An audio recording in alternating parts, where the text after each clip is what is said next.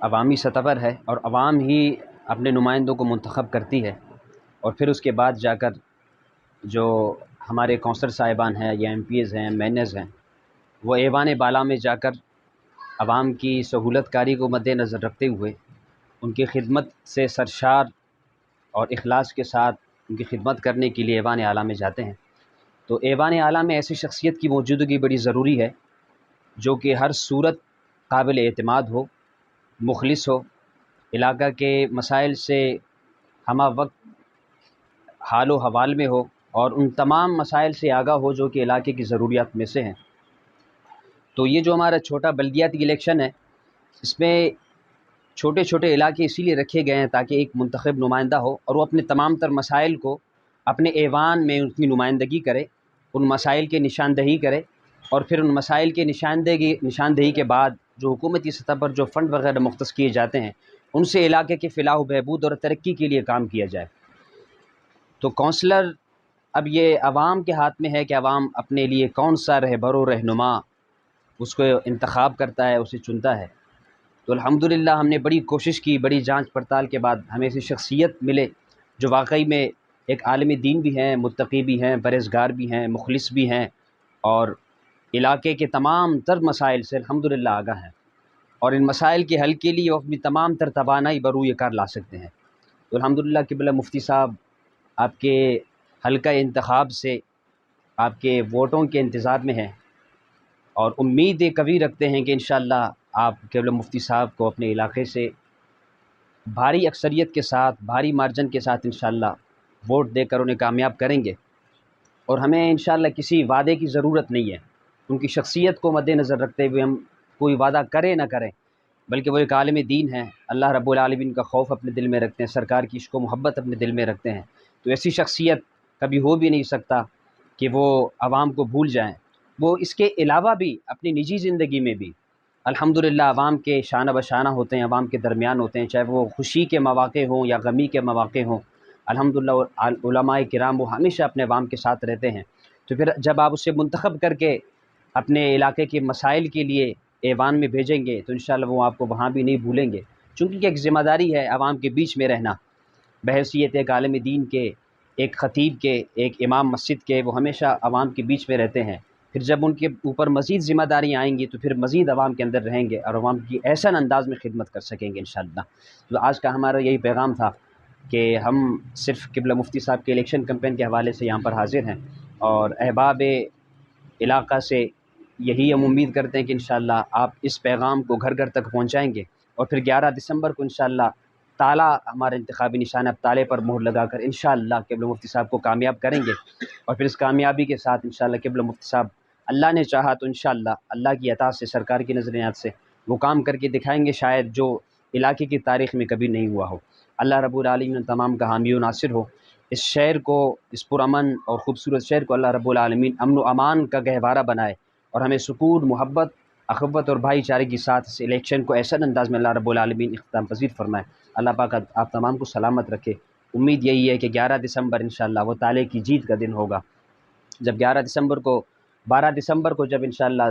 سورج طلوع ہو تو ہم یہی پیغام دیں کہ ہم نے الحمدللہ اپنا رہبر و رہنما وہ رازنوں میں سے، ڈاکو چوروں میں سے نہیں چنا، بلکہ ایک عالمی دین کو، ایک متقی اور پرہیزگار شخصیت کو چنا جو دنیا و آخرت دونوں مراحل میں انشاءاللہ ہماری رہنمائی اور ہماری رہبری فرمائیں گے، اور ہمیں انشاءاللہ ہر حوالے سے گائیڈ لائن دیں گے، اچھی گائیڈنس دیں گے ہمیں انشاءاللہ۔ اللہ پاک آپ سب کو سلامت رکھے۔ بہت شکریہ۔ ابھی انشاءاللہ قبلہ مفتی صاحب اپنا پیغام آپ تک پہنچائیں گے۔ میں مفتی صاحب سے عرض کرتا ہوں کہ وہ اپنا پیغام عوام اہل سنت تک پہنچائیں۔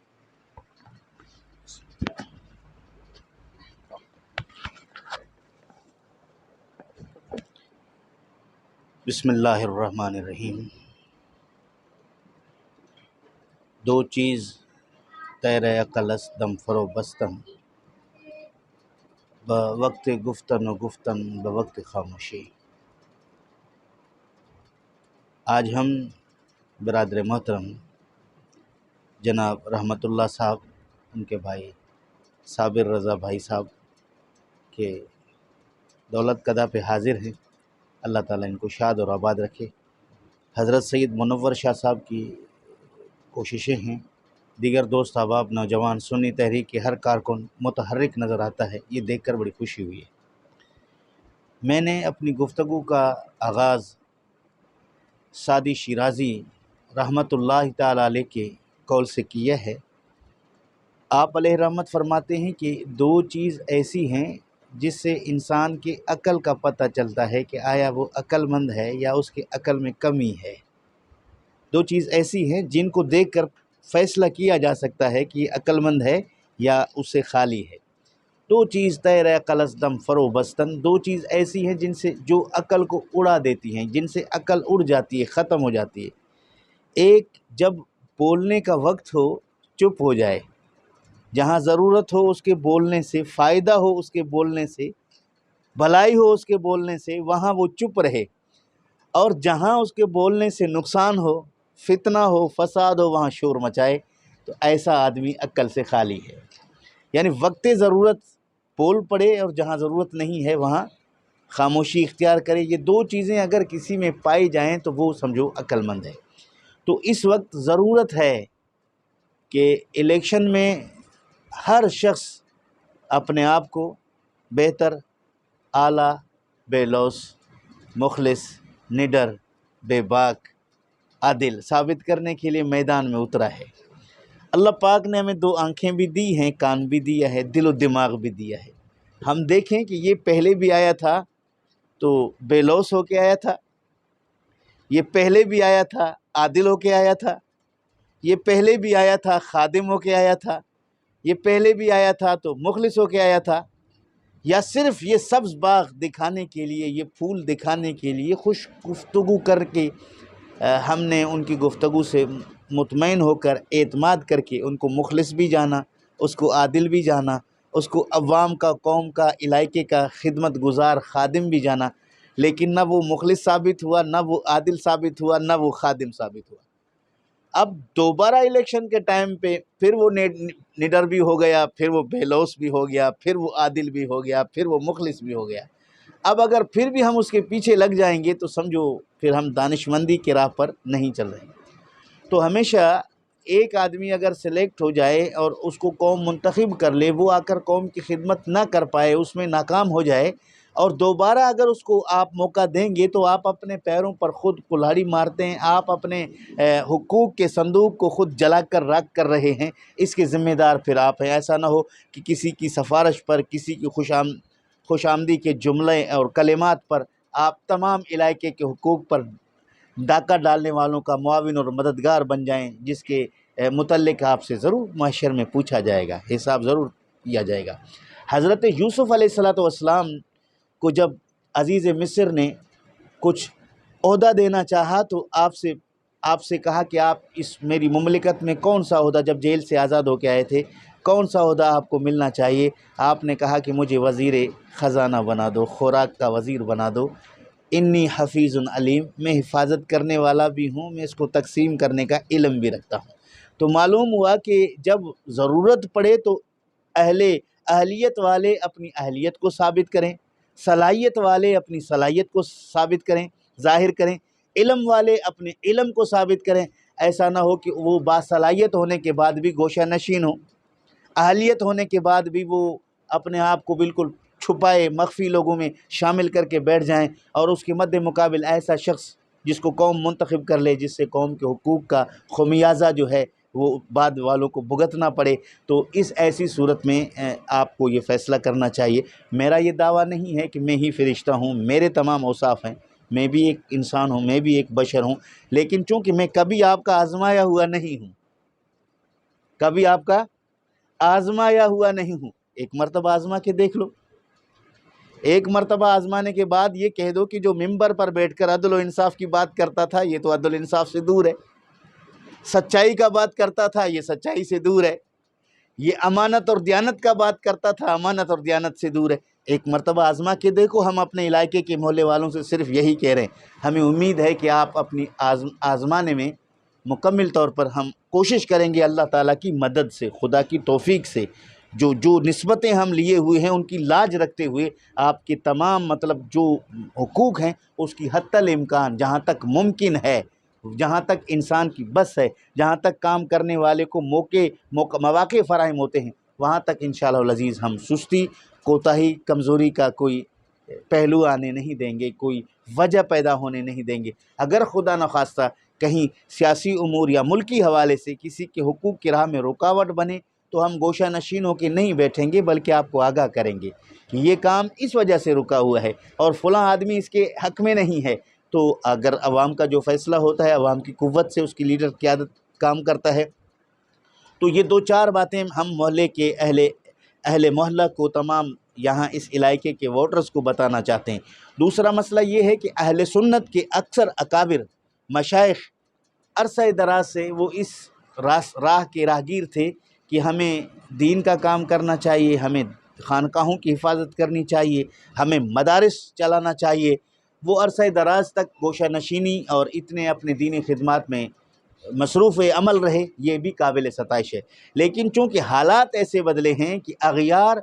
ایوان میں جا کر، اسمبلی فلور میں جا کر عہدوں پہ فائز ہو کر، اچھی جگہ پہ فائز ہو کر صرف عوامی حقوق کے نہیں بلکہ اسلامی احکامات کی راہ میں بھی رکاوٹ بننا شروع ہو گئے ہیں، جس کی وجہ سے اب ہر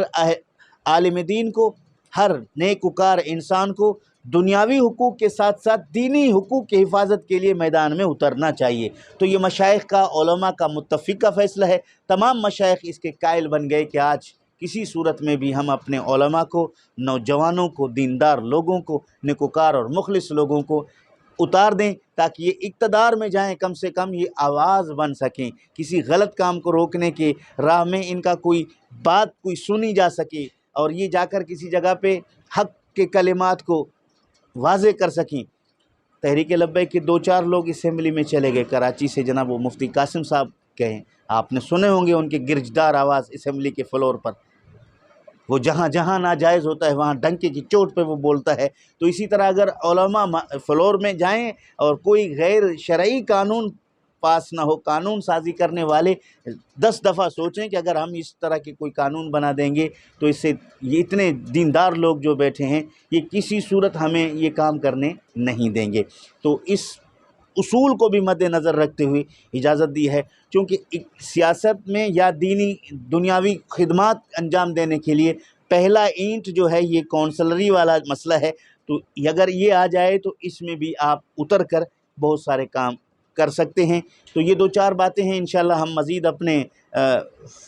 آخری جو کارنر میٹنگ ہمارا ایک جلسے کی صورت میں ہوگا، ہم وہاں ووٹ کی شرعی حیثیت کو بھی آپ کو بتا دیں گے، اور اس میں کسی قسم کی کوتاہی کرنے کے شرعی قوانین ہیں وہ بھی آپ کو سنا دیں گے۔ گواہی کسی سچے انسان کے مد مقابل کسی جھوٹے کے حق میں دے دینا، اس کی کیا سزا ہے، وہ کس طرح ہم اس کا خمیازہ بھگت رہے ہیں، اس کے متعلق بھی آپ کو واضح کر دیا جائے گا۔ تو ہم یہ دو چار باتیں آپ کی خدمت میں لے کر آئے ہیں۔ اللہ تعالیٰ جل شانہ آپ کو حق اور سچ کے ساتھ رہنے کی توفیق دے، اور اپنے دوستوں کو، اپنے علاقے کے معززین کو، جہاں جہاں کسی کے ابھی تک غلط فہمیاں ہیں، مجھے ایک ساتھی ملے ہیں کہہ رہے مولوی صاحب آپ بھی اب یہ کام کرنے لگ گئے ہیں سیاست والے۔ وہ کیوں کہہ رہا تھا؟ وہ اس لیے کہہ رہا تھا کہ جو بھی اس راہ کے راہگیر بنا ہے وہ سب کے حقوق لے کے اپنے ساتھ چل پڑا ہے۔ وہ سمجھ رہے تھے شاید یہ بھی ایسا ہی ہوگا، لیکن 5 انگلیاں نہ ہر زن زن است، نہ ہر مرد مرد، خدا 5 انگشت یکساں نہ کرد۔ نہ ہر زن زن است، نہ ہر مرد مرد، خدا 5 انگشت یکساں نہ کرد۔ اس میں حکمت ہے، 5 انگلیاں جب برابر نہیں ہیں تو آپ اسی طرح ان کو برابر نہ سمجھیں، پہلی دفعہ آنے والے کو موقع دیں۔ ایسا نہ ہو کہ یہ سوال کیا جائے کہ اچھے لوگ بھی آئے تھے آپ کی خدمت کرنے کے لیے، دینی کام کرنے کے لیے، لیکن آپ نے ان کو ریجیکٹ کیا، بدگمانی اور بدظنی کے راہ پر چلے اور ان کو پس پشت ڈال دیا، ان کی حوصلہ شکنی کی۔ ایسا نہ ہو کہ مسجد کا امام آپ کو ہر وقت میسر ہے، دستیاب ہے، آپ کسی بھی نماز میں جائیں گے مسجد کا امام ملے گا، کم از کم جمعے کے دن تو وہ کہیں نہیں جائے گا نا، عید کے دن تو وہ کہیں نہیں جائے گا، تو جمعہ اور عید پہ بھی آپ کو ملے گا۔ الحمدللہ ہم تو آپ کو ویسے بھی عام تقریباً کسی نہ کسی ایک نماز میں روزانہ ملیں گے، کوئی اس میں ایسی ڈھکی چھپی بات نہیں ہوگی۔ جب اس میدان میں آئے ہیں تو ہم اس لیے نہیں آئے ہیں کہ اس دفعہ آپ کو جناب سبز باغ دکھا کے پھر جیتنے کے بعد ہم گھر بیٹھ جائیں، چونکہ ابھی ہمیں دین کا کام کرنا ہے، ہمیں ابھی مضبوط آپ کے ساتھ رہنا ہے۔ آگے آپ کے حقوق کے معاملات ہیں، دینی معاملات ہیں، ممکن ہے اس میں اگر آپ نے ہماری حوصلہ افزائی کی ہم بڑے میدان میں بھی اترنے کے لیے تیار ہو جائیں۔ اگر آپ نے ہمارا یہاں حوصلہ شکنی کی، ممکن ہے پھر انسان ہے کہ لوگ ووٹ دیتے ہی نہیں مولویوں کو، کیا ضرورت ہے ہم لوگوں کے پاس جائیں ان کی منتیں کریں۔ لیکن مجھے امید ہے محلے کے اکثر لوگوں نے، اکثریت نے، مرد و خواتین کی طرف سے یہ میسج اور پیغام ملے ہیں کہ انشاءاللہ العزیز ہم پیچھے نہیں ہٹیں گے۔ سائیں کے نام سے مجھے اکثر محلے میں لوگ یاد کرتے ہیں، وہ کہتے ہیں ہم ووٹ ضرور دیں گے۔ بڑی خوشی کی بات ہوئی کہ جب یہ پوسٹر چھوٹے چھوٹے لگا رہے تھے، بعض لوگوں نے تصویریں دیکھے، کہہ رہا ہے ہمارا سائیں کھڑا ہوا ہے، وہ پوسٹر لے کے جانے لگ گئے۔ تو اس سے ہمیں حوصلہ افزائی ہوئی ہے، اس سے ہمارا قوت مزید بڑا ہے۔ اور کچھ لوگ ہمیں کہتے ہیں کہ آپ ہمارے راہ سے ہٹ جاؤ، لیکن ہم کسی کے راہ میں کھڑے ہوئے نہیں ہیں، ہم سب کے حقوق لے کے آئے ہیں۔ نہ ہم کسی کو ہرانے آئے ہیں، نہ ہم کسی پر تنقید کرنے آئے ہیں، نہ ہم کسی کو چور بتانے آئے ہیں، نہ ہم کسی کو ہٹ کرنے آئے ہیں۔ ہم کہتے ہیں کہ جو لوگ پہلے تھے بڑے اچھے ہوں گے، حاجی ہوں گے، نیک ہوں گے، ہمیں ان سے کوئی سروکار نہیں ہے۔ آپ نے ان کو آزمایا، وہ کتنے تک آپ کی خدمات کیے، ذرا ایک مرتبہ ہمیں آزماؤ، شاید ہم ان سے 10 قدم آگے نکل پڑیں۔ بس یہ پیغام لے کے آئے ہیں۔ اللہ تعالیٰ جل شانہ میرے لفظوں کو قبول فرمائے اور آپ کو حوصلہ اور ہمت کے ساتھ کھڑے ہونے کی توفیق دے، اور صاحب خانہ کی خدمات کو، عزت افزائی کو، تکریم کو اللہ رب العالمین اپنی بارگاہ میں قبول فرمائے۔ وما علینا الا البلاغ۔